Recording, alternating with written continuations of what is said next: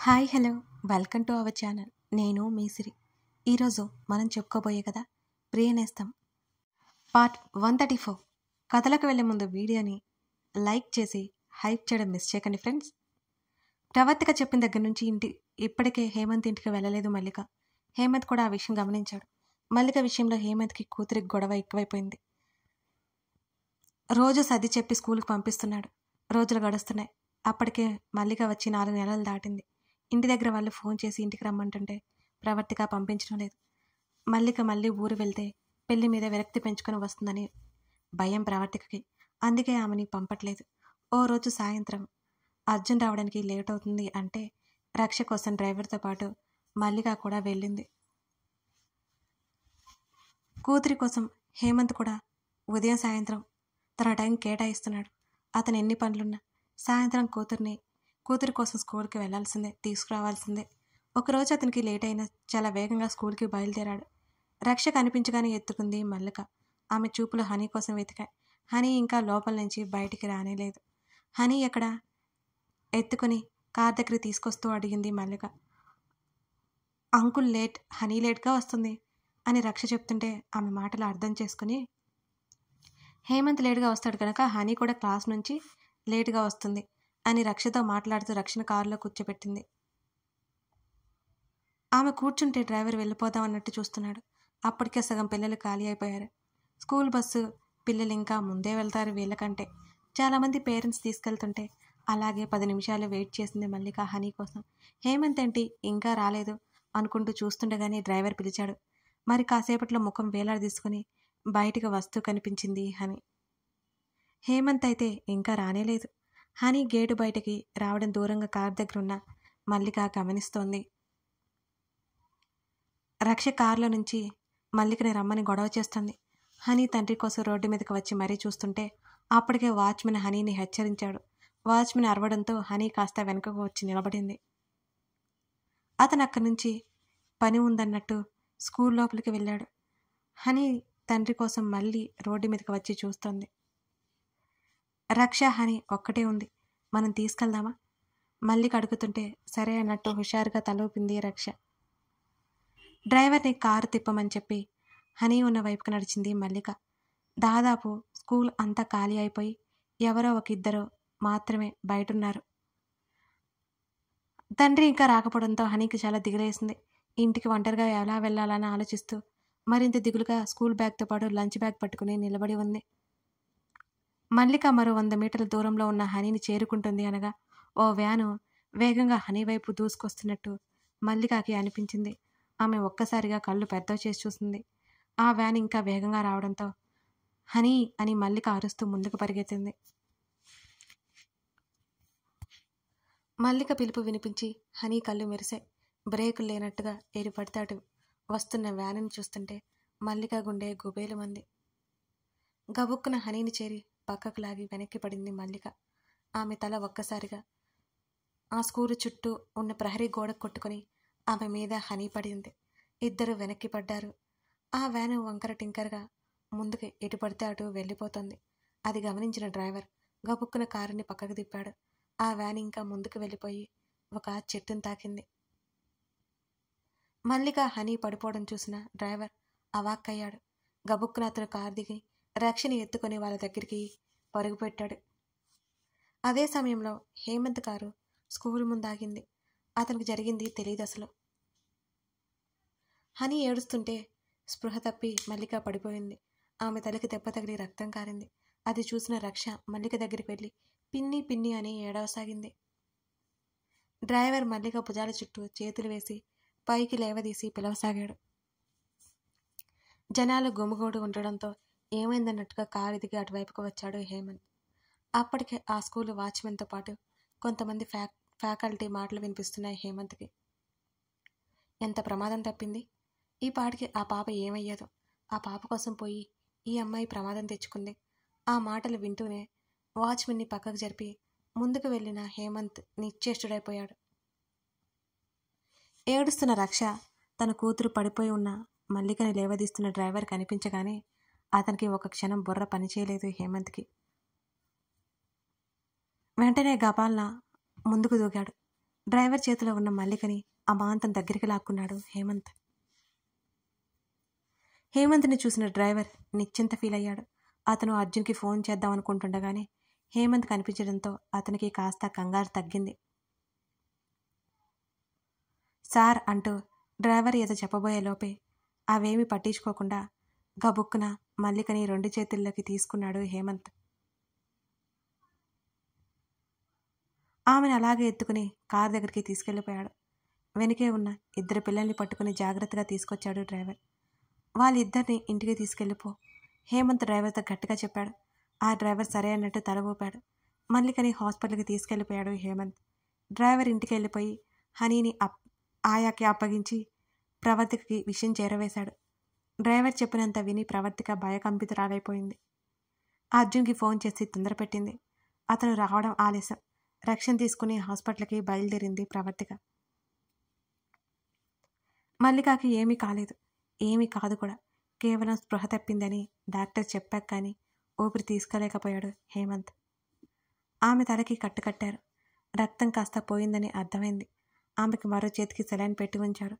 కాసేపట్లో మెలకువ వస్తుంది అని చెప్పారు. పేషెంట్ని చూడవచ్చు అని చెప్పడంతో లోపలికి నడిచాడు. అప్పటికే ఆమెకి హాస్పిటల్ డ్రెస్ తొడిగేశారు. తలకి తెల్లగా కట్టి ఉంది. తల ఒక పక్కకి వాల్చి ఉంది. నిద్రపోతుంది మల్లిక. ఆమె దగ్గరికి వెళ్లే కొద్దీ అతనికి గుండె దడదడగా అనిపించింది. ఆమె గురించి దిగులు పడుతూనే దగ్గరికి వెళ్ళి ఆమె చేతిని అందుకున్నాడు హేమంత్. తన కూతుర్ని కాపాడబోయి ఆమెకి పరిస్థితి వచ్చిందని అతనికి తెలియదు. ఆమె గాఢ నిద్రలో ఉన్నట్టు ఇంకా స్పృహలోకి రాలేదు. అప్పటికే అరగంట గడిచిపోయింది. అర్జున్ నుంచి ఫోన్ కాల్ వస్తుంటే లిఫ్ట్ చేశాడు. ఏం పర్వాలేదు అని చెప్పి మాట్లాడి కాల్ కట్ చేశాడు. ఆ మాటలకే కాస్త మెలకువ వచ్చినట్టు కొంచెం కదిలింది మల్లిక. ఆమె నెమ్మదిగా తలపట్టుకుని చిన్నగా మూలిగింది. ఆమె వైపు చూశాడు హేమంత్. ఆమె కనిరెప్పలు నెమ్మదిగా కదులుతున్నాయి. అతని చేతిలో ఉన్న ఆమె చెయ్యి అతని చేతిని మరింత గట్టిగా పట్టుకుంది. ప్రపంచం అక్కడే ఆగిపోయిన ఫీలింగ్ కలిగింది హేమంత్కి. అలాగే ఆశ్చర్యంగా చూస్తున్నాడు అతను. ఆమె నెమ్మదిగా కళ్ళెత్తి చూసి మళ్ళీ కళ్ళు మూసుకుంది. మల్లిక ఆమె దగ్గరికి వెళ్ళి నెమ్మదిగా పిలిచాడు అతను. ఈసారి ఆమె పూర్తిగా కళ్ళు తెరిచింది. ఆమె కనుల ముందు ఎవరో మసకగా కనిపిస్తున్నారు. కాసేపటికి ఆ రూపం స్పష్టమైంది. హేమంత్ తన దగ్గరగా ఉన్నాడు. ఆమెకదంతా అర్థం కానట్టు అయోమయంగా చూస్తుంది అతని వంక. ఎలా ఉంది ఇప్పుడు? హేమంత్ మాటల్లో సన్నగా వినిపిస్తుంటే తల పట్టుకుని లేవడానికి ప్రయత్నం చేసింది. ఆమె భుజాలు పట్టుకుని లేవద్దు అని అన్నాడు హేమంత్. ఆమె చుట్టూ కళ్ళతోనే గమనించి ఉలిక్కి పడ్డట్టే హేమంత్ వైపు చూసింది మల్లిక. నీకేం కాలేదు, కంగారు పడుకో. అతను ఆమె చేతిని అందుకుని ధైర్యం చెప్పాడు. పాప ఎలా ఉందండి? ఆమె హఠాత్తుగా ఏదో గుర్తుకొచ్చినట్లు అడిగింది. చాలా బాగుంది. పిల్లలిద్దరినీ ఇంటికి పంపించాను అంటూ మరో చేతిని కూడా ఆమె చేతి మీద వేశాడు హేమంత్. ఆమె నిశ్చింతగా కళ్ళు మూసుకుంది. ఆమె చేతులు అతని చేతిని గట్టిగా పట్టుకోవడం గమనించాడు హేమంత్. ఆమె మళ్ళీ కళ్ళెత్తి చూసింది. గబుక్కున చేతులు వెనక్కి లాగేసుకుంది మల్లిక. హేమంత్ కూడా తడబడినట్టు లేచి నిలబడ్డాడు. మరి కాసేపటికి అర్జున్ ప్రవర్తిక కూడా అక్కడికి వచ్చారు. పిన్ని అంటూ అర్జున్ మీద నుంచి దిగి మల్లిక దగ్గరికి పరిగెత్తింది రక్ష. వాళ్ళు రావడంతో కాస్త పక్కకు తప్పుకున్నాడు హేమంత్. ఎలా ఉంది మళ్ళీ అని అంటూ ఆదుర్దాగా దగ్గరికి వచ్చింది ప్రవర్తిక. పర్వాలేదక్క, చిన్న దెబ్బే కదా అని మల్లిక అంది. ఇది చిన్న దెబ్బ, ఒక్కసారి విషయం తెలిసేసరికి ఎంత కంగారు పడ్డానో తెలుసా? ప్రవర్తిక చిరుకోపంగా అంది. మల్లిక చిన్నగా నవ్వి నాకేం కాలేదక్క అని అన్నది. అర్జున్ హేమంత్తో మాట్లాడడం మల్లిక కండిషన్ గురించి. ఇంకేం పర్లేదు అని తెలిసింది. హేమంత్ అక్కడి నుంచి బయటకు వచ్చేశాడు. అసలు ఏం జరిగిందో ప్రవర్తిక అడుగుతోంది. మల్లిక చెబుతోంది. హఠాత్తుగా హనీ దగ్గరికి వ్యాన్ వచ్చిందక్క.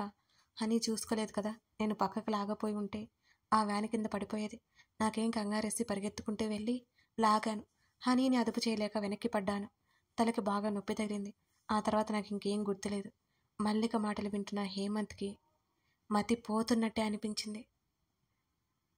మల్లిక ఇంత చేసింది తన కూతురు కోసమా? అతను నిశ్చేష్టుడయ్యాడు.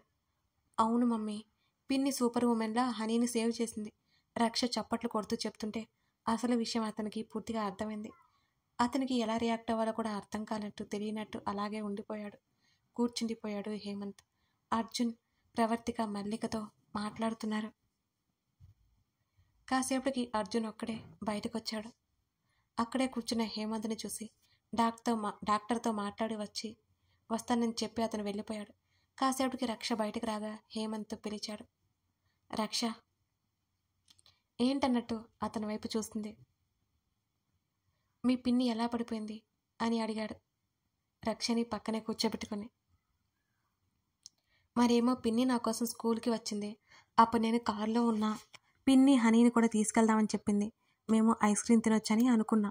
అప్పుడు హనీ కోసం వెళ్ళింది పిన్ని అని చెప్తూ రక్ష కళ్ళు పెద్దవి చేసింది ఉన్నట్టుండి. డెవిల్ వ్యాన్ ఒకటి వచ్చింది. అది ఫాస్ట్గా వస్తుంది అంకుల్. అది హనీ దగ్గరికి వస్తుంటే పిన్ని హనీని సూపర్ ఉమెన్లా సేవ్ చేసింది. పిన్ని సూపర్ ఉమెన్ అని సంబరమంగా చెప్పింది రక్ష. ఆ మాటలు వింటూ తన కూతురు ఎలాంటి సిచ్యువేషన్లో ఉందో ఊహించుకున్న హేమంత్కి ఒక్కసారిగా గుండె జల్లుమంది. ఈరోజు మల్లిక లేకపోతే తన కూతురు ఏమైపోదో తలుచుకుంటేనే అతనికి విపరీతమైన భయంగా ఉంది. తనదే తప్పు. తనే లేటుగా వెళ్ళాడు. తన తండ్రి రావడంతో తండ్రికి ఎదురు వెళ్ళింది రక్ష. థ్యాంక్ యూ హేమంత్, మేము చూసుకుంటాం. మీరింకా బయలుదేరండి అని అన్నాడు అర్జున్. నేనే మీకు థ్యాంక్స్ చెప్పాలి. హేమంత్ గొంతు కృతజ్ఞతతో నిండినట్టుగా ఉంది. అర్జున్ నవ్వి ఊరుకున్నాడు.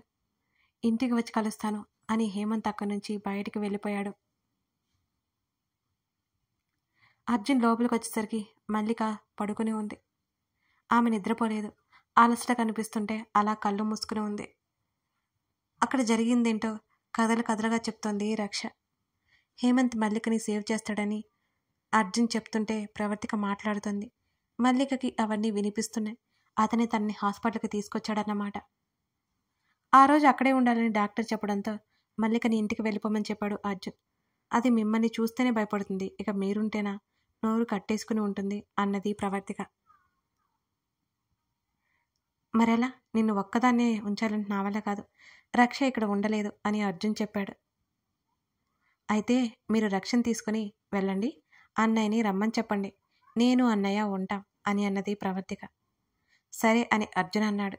ప్రణయ్కి కాల్ చేసి పిలిపించాక అర్జున్ ఇంటికి వెళ్ళిపోయాడు రక్షను తీసుకొని. మరునాడు మల్లికను తీసుకుని ఇంటికి వచ్చేసరికి తండ్రి కూతుర్లు ఎదురే ఉన్నారు. ఇవాళ ఇది స్కూల్కి డుమ్మా కదా? మల్లికని సోఫాలో కూర్చోబెట్టి కూతుర్ని చూసింది ప్రవర్తిక. హనీ కూడా వెళ్ళలేదు అంది రక్ష. హనీ వెళ్ళకపోతే నీకేమైంది? నువ్వు వెళ్ళొచ్చు కదా. ప్రవర్తిక మాట్లాడుతుండగానే హేమంత్ హనీని తీసుకుని అక్కడికి వచ్చాడు. కథ కొనసాగుతోంది. కథ నచ్చితే వీడియోని లైక్ చేసి కామెంట్ చేయండి.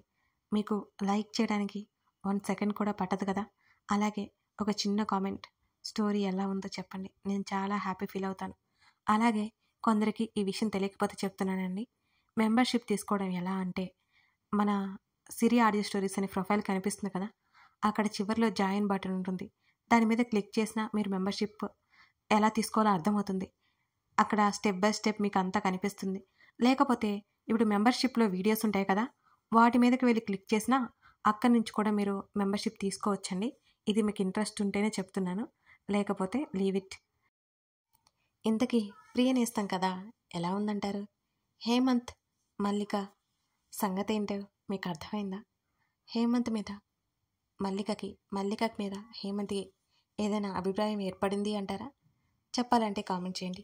Thank you for watching this video.